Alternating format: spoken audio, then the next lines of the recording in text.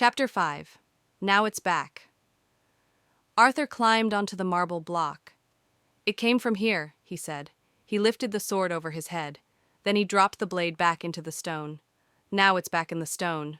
Everything's all right now, isn't it?" "Hey," said Sir Garth. "I still need a sword." He jumped up onto the marble block and grabbed the hilt of the sword. He pulled and pulled, but it didn't move. Garth shouted to Arthur, "What did you do to it?" "Nothing," said the lad. "You must have done something," cried Sir Garth.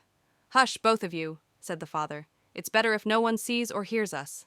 But it was too late. A crowd had already started to gather. "Hey, did you pull that sword out of the stone?" called one villager. "Yes," said Arthur, hanging his head. "I did." "Hey, did you pull that sword out of the stone?" called one villager.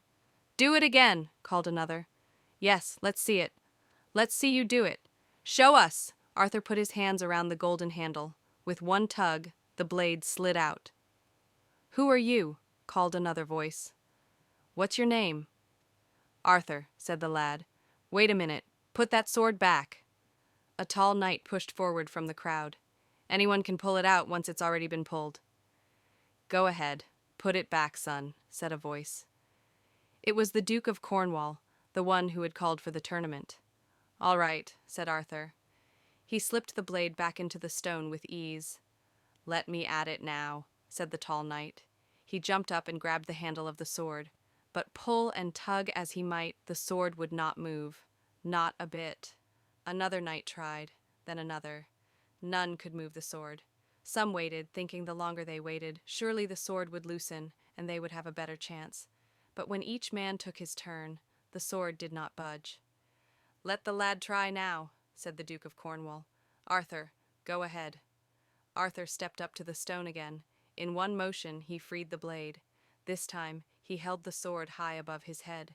The blade flashed in the sun. Amazed, the crowd did not know what to think. This time, he held the sword high above his head. One voice called out, "Our new king!" "That kid?" called another voice from the crowd. "That skinny boy to rule over us?"